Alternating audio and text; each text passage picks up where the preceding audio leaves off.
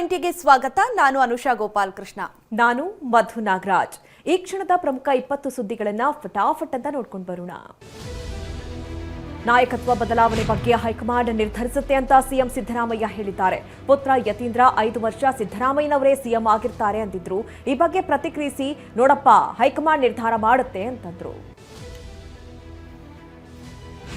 5 ವರ್ಷ ಸಿದ್ದರಾಮಯ್ಯ ಸಿಎಂ ಅನ್ನೋದು ಯತೀಂದ್ರ ಅಭಿಪ್ರಾಯ ಅಂತ ಮಾಜಿ ಸಚಿವ ಕೆಎನ್ ರಾಜಣ್ಣ ಪ್ರತಿಕ್ರಿಯಿಸಿದ್ದಾರೆ. ಹೈಕಮಾಂಡ್ ನಿರ್ಧಾರವೇ ಅಂತಿಮ, ಅದಕ್ಕೆ ಎಲ್ಲರೂ ಬದ್ಧರಾಗಬೇಕು.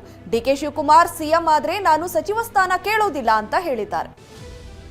ವಂದೇ ಮಾತರಂ ಗೀತೆಗೆ 150 ವರ್ಷ ಪೂರೈಕೆ ಹಿನ್ನೆಲೆ ಲೋಕಸಭೆಯಲ್ಲಿ ಚರ್ಚೆ ನಡೆಯಿತು. ಈ ವೇಳೆ ಮಾತನಾಡಿದ ಪ್ರಧಾನಿ ಮೋದಿ, ಕಾಂಗ್ರೆಸ್ನವರು ವಂದೇ ಮಾತರಂ ಗೀತೆಯನ್ನ ತುಂಡು ತುಂಡಾಗಿಸಿದ್ರು ಅಂತ ಆರೋಪಿಸಿದ್ರು. ಆದರೆ ಕಾಂಗ್ರೆಸ್ ಸಂಸದರು ಮೋದಿ ಮಾತಾಡ್ತಿರೋದು ಆಧಾರರಹಿತ ಅಂತ ಆರೋಪಿಸಿದ್ರು. ಚಿನ್ನಸ್ವಾಮಿಯಲ್ಲಿ ಮಾರ್ಚ್ಗೆ ಅನುಮತಿ ಕೊಡದಂತೆ ವಕೀಲ ಅಮೃತೇಶ್ ಆಕ್ಷೇಪ ವ್ಯಕ್ತಪಡಿಸಿದ್ದಾರೆ. ಡಿಕೆ ಸುಳಿವು ಬೆನ್ನಲ್ಲೇ ಸ್ಟೇಡಿಯಂನಲ್ಲಿ ಮಾರ್ಚ್ಗೆ ಅನುಮತಿ ನೀಡದಂತೆ ಅಪೀಲು ಸಲ್ಲಿಸಿದ್ದಾರೆ. ಕ್ರೀಡಾಂಗಣದಲ್ಲಿ ಕಡಿಮೆ ಸಾಮರ್ಥ್ಯ ಇದೆ, ಇಂಥ ಸಂದರ್ಭದಲ್ಲಿ ಮತ್ತೆ ಚಿನ್ನಸ್ವಾಮಿಯಲ್ಲಿ ಕ್ರಿಕೆಟ್ ಬೇಡ ಅಂತ ಅಪೀಲು ಸಲ್ಲಿಸಲಾಗಿದೆ.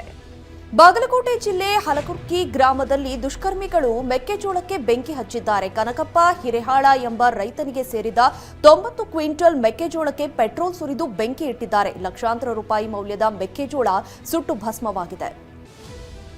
ಕೋಲಾರ ಜಿಲ್ಲೆ ಬಂಗಾರಪೇಟೆ ತಾಲೂಕಿನ ಗಡಿ ಭಾಗದಲ್ಲಿ 5 ಕಾಡಾನೆಗಳು ಮೊಕ್ಕಾಂ ಹೂಡಿವೆ. ಈ ಆನೆಗಳ ಹಿಂಡು ಟೊಮ್ಯಾಟೊ ಸೇರಿದಂತೆ ಹಲವು ಬೆಳೆಗಳನ್ನು ನಾಶ ಮಾಡಿವೆ. ಇದರಿಂದ ರೈತರು ಬೆಳೆದಿದ್ದ ಬೆಳೆಗೆ ಲಕ್ಷಾಂತರ ರೂಪಾಯಿ ಮೌಲ್ಯದ ಬೆಳೆಗಳು ನಾಶವಾಗಿದೆ ಅಂತ ಆಕ್ರೋಶ ವ್ಯಕ್ತಪಡಿಸಿದ್ದಾರೆ.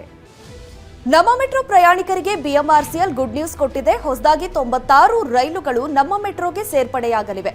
ಹೊಸ ರೈಲುಗಳು ಬರ್ತಿದ್ದಂತೆ 4 ನಿಮಿಷಕ್ಕೊಂದರಂತೆ ಮೆಟ್ರೋ ರೈಲು ಸಂಚರಿಸಲಿವೆ ಅಂತ ಬಿಎಂಆರ್ಸಿಎಲ್ ಮಾಹಿತಿ ಕೊಟ್ಟಿದೆ.